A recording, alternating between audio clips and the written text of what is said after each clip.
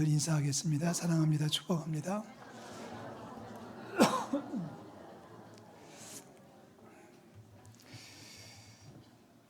지난 한 주간 우리는 모두 참 힘들고 어려운 세상을 살았습니다. 이긴 것도 아니고 그렇다고 마냥 슬퍼하고 있을 수만도 없는 세상이었습니다. 누구는 이겼다고 만세를 불렀다는데 제 생각에는 만세를 부르는 것도 합당한 것 같지 않고요. 그렇다고 여전히 무엇을 흔들면서 시위하고 있는 것도 좀 절제했으면 좋겠다는 생각을 가져보면서 한 주간을 살았습니다. 조금 더 자중하고 절제하고 말과 행동을 조심할 수 있으면 좋겠다는 생각을 가져봅니다. 조금 더 신중하게 옆에 있는 사람들을 살필 수 있다면, 그래서 도움이 필요한 이들을 도울 수 있다면 얼마나 좋을까 하는 생각을 가져보면서 한 주간을 살아왔습니다. 그날 그 일이 있었던 4월 4일 오전 9시쯤 출발해가지고 강영원 장로님 계신 요양원에 신방을 했습니다. 11시 넘어서 병원을 나왔는데 건강하십니다. 11시 넘어서 병원을 나왔는데 채널을 맞추니까 이제 방송이 나오고 있더라고요. 방송을 들으면서 제가장례 권사님 댁으로 이동을 했습니다. 11시 좀 넘었고 11시 반쯤이 다 되는 시간이었는데 점심도 먹을 겸 또 TV도 보고 싶어가지고 식당에 들어갔는데 그 식당은 뭔 식당이 텔레비도 없어가지고 보지도 못했습니다. 그리고 제가장례 권사님 댁에 들어갔더니 12시 한 반 정도에 들어간 것 같은데요. 권사님께서 TV를 보시다가 저희들을 맞아주시며 저와 저희 아내를 맞아주시면서 이렇게 두 마디 하셨습니다. 목사님, 우리나라 대통령이 없어졌대요. 그리고 두 번째 조금 있다가 또 하신 말씀은 그래도 하나님은 살아계시지요. 이렇게 얘기하시더라고요. 우리나라 대통령이 없어졌대요라고 하는 건 현실이고요. 사실이고요. 그래도 하나님은 살아계시지요라는 말은 믿음입니다. 90을 넘기신 권사님이 믿음을 확인할 수 있었어요. 그 권사님 그 두 마디 말씀, 첫 번째는 암울했고 두 번째는 소망이 있었습니다. 대통령이 없어졌대요. 하지만 하나님은 살아계셔라는 말이 저에게는 복음처럼 들려왔습니다. 제가 권사님을 위로하고 신방하러 갔는데 제가 그 말씀에 위로를 받고 용기를 얻었습니다. 권사님 말을 들으면서 제 마음속에 쓱 지나가는 성경 구절이 있었는데요. 한번 읽고 넘어가겠습니다. 시편 46편 1절에서 3절 다 같이 읽습니다. 하나님 우리의 피난처시여 힘이시니 환난 중에 만날 큰 도움이시라. 그러므로 땅이 변하든지 산이 흔들려 바다 가운데 빠지든지 바닷물이 솟아나고 뛰놀든지 그것이 넘침으로 산이 흔들릴지라도 우리는 두려워하지 아니하리로다. 아멘. 산이 흔들린다는 얘기는 지진이 났다는 얘기겠고요. 바닷물이 뛰논다는 얘기는 쓰나미가 왔다는 얘기겠죠. 천재지변이 왔지만 하나님은 여전히 사랑이십니다. 살아계시고 우리를 사랑하시는 줄로 믿습니다. 권사님하고 마주 앉아서 찬송을 불렀어요. 찬송을 두 곡 정도 부르고 이제 말씀을 꺼내 읽으면서 로마서 8장 28절을 읽었습니다. 한번 읽고 넘어갑니다. 우리가 알거니와 하나님을 사랑하는 자, 그 뜻대로 부르심을 입은 자들에게는 모든 것이 합력하여 선을 이루느니라. 하나님을 사랑하는 자, 그의 뜻대로 부르심을 입은 자들에게는 한두 가지만 잘 되는 게 아니라 모든 일들이 잘 어우러지고 합력해서 선을 이룰 것이다. 아멘. 이 말씀을 나누고 기도하고 이제 돌아왔습니다. 돌아오면서 제 마음속에 또 와닿았던 하나님의 말씀은 히브리서 11장 6절 말씀이에요. 다 같이 읽고 넘어갈게요.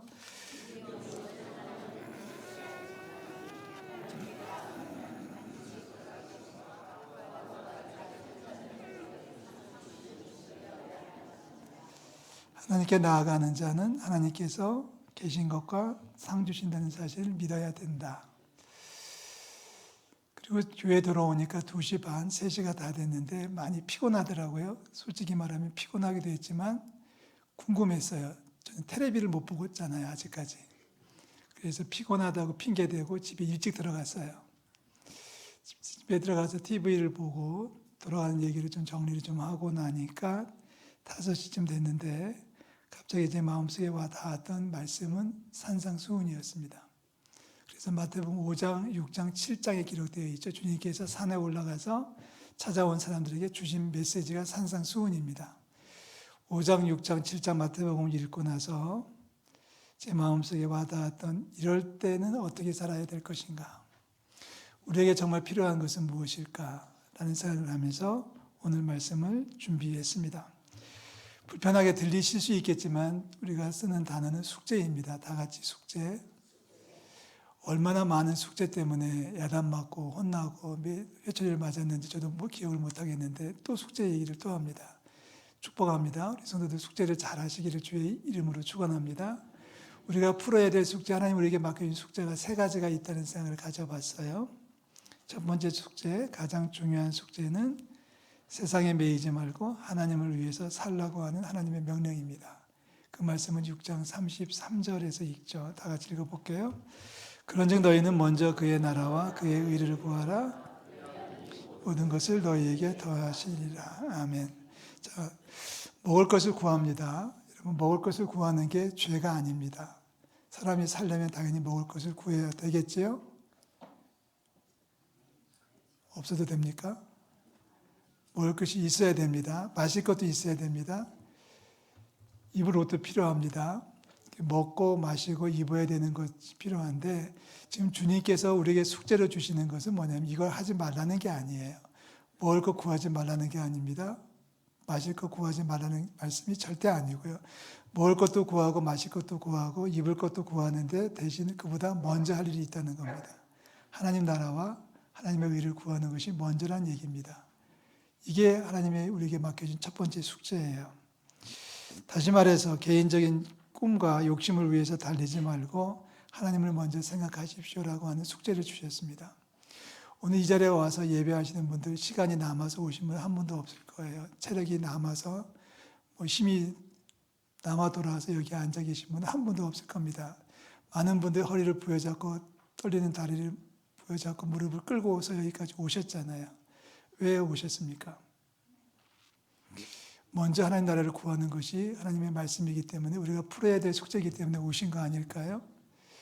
헌금을 하시는 모습 보면서 목사는 감동을 받습니다. 돈이 차고 넘쳐서 남아 돌아서 헌금하시는 분은 아무리 찾아봐도 한 분도 없더라고요. 10평짜리 작은 방에 사는 분도 돈에 쫄려 있고 50평짜리 큰 아파트에 사는 분들도 살아가는 것이 넉넉하지 않습니다. 먹을 것이 필요한데 먹을 것을 아끼고 먼저 주님을 드리는 것이 믿음이에요. 이것을 먼저 하라고 말씀하셨습니다. 근데 하나님께서 축복하시는 것은 뭐냐면 하나님 나라를 먼저 구하면 다른 것들도 채워주신다고 약속해 주셨습니다. 여러분 33절 말씀 잘 기억하세요. 이 모든 것을 너희에게 어떻게 하셔요? 더하시리라. 뭐예요? 이 모든 것이 뭡니까? 먹을 것, 마실 것, 입을 것. 아니 순서 틀려도 괜찮아요. 먹을 것, 마실 것, 입을 것을 구하는 것을까지도 주님께서 챙겨주실 줄로 믿습니다. 다만 먼저 무엇을 할 것인지.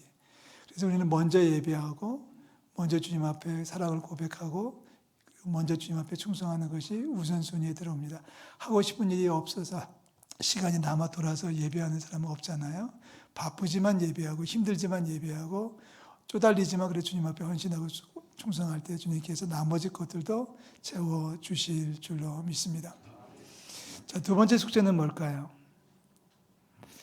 먼저 하나님 나라와 그 일을 구해야 되는 것이 첫 번째 숙제였다면 두 번째 숙제는 그보다 먼저 할 것이 있다는 거예요. 여러분 5장 23절 말씀을 읽겠습니다. 23절 24절 다 같이 읽습니다. 그러므로 예물을 제단에 드리려다가 거기서 내 형제에게 원망 들을 만한 일이 있는 것이 생각나거든 예물을 제단 앞에 두고 먼저 가서 형제와 화목하고 그 후에 와서 예물을 드리라. 자, 예물을 가져왔어요. 제물을 가져와서 주님 앞에 드리려고 해요. 최고의 경건이고 최고의 믿음 행위입니다. 나도 모자라는, 나도 먹을 것이 나도 부족한데 챙겨서 먼저 주님 앞에 예물로 드리려고 가져왔는데 갑자기 생각이 나는 거예요. 형제에게 원망 들을 만한 일이 생각나는 겁니다. 형제하고 싸운 게 아닙니다. 형제하고 다툰 정도가 아니라 그보다 그 이전 단계에서 나 때문에 내 말과 행동 때문에 형제가 자매가 상처받은 것이 있을 수 있지 않을까라는 생각이 드는 거예요. 생각나거든 예물을 드리는 것보다 먼저 할 일은 가서 화목하는 것이 먼저 해야 될 것이다. 아주 중요한 메시지를 주셨습니다. 하나님 나라를 구하기 위해서 예물을 드려야 되지만 그보다 형제에게 원망 들을 만한 일이 있다면 해결하는 것이 급선무이다. 이 말을 조금 더 강하게 표현한다면 우리가 100번 예배하고 수천만 원을 헌금한다고 할지라도 형제한테 원망 듣고 있다면 그 경건은 소용이 없다는 뜻이에요. 죄송하지만 그렇습니다. 저는 목사로서 이 시간에 해보고 싶어요. 만약에 지금 이 자리에서 지금 이 시간에 형제에게 원망 들을 만한 일이 생각이 나면 다 빨리 나가십시오. 그럼 다 나갈 것 같아요. 저도 나갔다 와야 될 것 같습니다. 형제에게 원망 들을 일이 생각나면 나가서 해결하고 와서 예물을 드려라. 자, 우리 다음번 예배에 오실 때에는 형제에게 원망 들을 만한 일이 생각나지 않도록 다 해결하고 다 해소하고 관계를 회복하고 주님 앞에 돌아오는 저희 여러분들이 되시기를 축복합니다. 두 번째 숙제입니다. 형제와 화목하게 살아가십시오라는 숙제입니다. 자, 마지막 숙제가 또 등장합니다. 마지막 숙제는 하나님 나라를 구하는 것도 중요하고 형제하고 화목하는 것도 중요한데 그보다 더 중요한 게 있다는 거예요. 먼저 해야 될 일이 있다는 거예요. 7장 5절 말씀을 읽겠습니다. 외식하는 자여 먼저 내 눈 속에서 들보를 빼어라. 그 후에야 밝히 보고 형제의 눈 속에서 티를 빼리라. 개인적인 문제죠. 새 구절 말씀을 5장, 6장, 7장에서 읽었습니다만 이 5장, 6장, 7장에서 똑같이 반복되는 단어는 먼저라는 단어입니다. 우선순위의 문제라는 거죠. 내 것을 구하기 전에 하나님 것을 구하십시오. 먼저 구하십시오. 하나님 앞에 예물 드리는 것도 중요하지만 먼저 형제하고 관계를 회복하십시오. 형제와 관계를 회복하는 것도 중요하지만 그보다 먼저 할 것은 내 자신을 돌아보십시오. 어떤 사람이 보니까 눈에 티가 있는 거예요. 상대방을 보니까 작은 잘못이 보이는 거예요. 대수롭지 않아요. 크지 않은데 지적하고 싶어요. 요즘은 뭐 지적질이 한다는 말까지 등장했잖아요. 지적하고 싶어서 그걸 꼬투리 잡는 거예요. 야, 너 눈에 티 있다. 티 있다. 지난주에였나요? 얼마 전에 어떤 분이 제 옷에 묻은 먼지를 털어주셨어요. 목사님, 제가 털어드릴게요. 얼마나 감사해요. 이렇게 말하는 분의 이빨에는 고춧가루가 껴있더라고요. 자기는 안 보이는 겁니다. 나는 안 보이고 상대방만 보이는 거죠. 그래서 그거를 지적하고 비판하고 그리고 충고를 하는 것이 우리 이 나라의 사회의 현장인 것 같아요. 이번에 뉴스를 계속 지켜보고 있는데 이 뉴스가 끝나면 이렇게 패널들이 나와가지고 토론하잖아요. 토론하는 사람들의 말을 보면 다 지적이에요. 어떤 분이 성명을 발표했고 어떤 분이 입장문을 발표했는데 그 입장문에 토시를 가지고 부족하다더니 방향이 틀렸다느니 뭐가 없다느니 있다느니 하고 지적하는 문화가 우리 주변에 너무 많이 팽배해져 있지 않은가. 좀 덮어줄 수 있으면 좋은데 아니 그보다 먼저 자기 자신을 돌아볼 수 있는 자세가 필요하지 않을까. 숙제입니다. 이 숙제를 해결해야만 관계가 회복될 수 있고 관계가 회복돼야만 주님 앞에 예배할 수 있다는 것을 기억해 주셨으면 좋겠습니다. 어지러운 세상이에요. 서로 비판하기 좋아하고 헐뜯기 위해서 온몸을 쏟아내고 있습니다. 저는 기대합니다. 광화문이든 어디든 이제는 쉬다가 좀 멈췄으면 좋겠어요. 지난번에 뉴스를 보다가 화들짝 놀랐습니다. 누군지는 모르겠는데 눈이 내리는 한겨울 영하의 날씨인데 뭐 덮개를 깔고 맨바닥에서 밤을 지새우는 사람들이 있더라고요. 제가 뭐 잘못 보는 건지 모르겠지만 목사의 양심으로는 이런 생각이 들 수밖에 없어요. 저 믿음 가지고 저 열심 가지고 주님 앞에 무릎을 꿇고 철야로 기도했으면 훨씬 더 효과적이었을 텐데. 아멘. 그렇잖아요.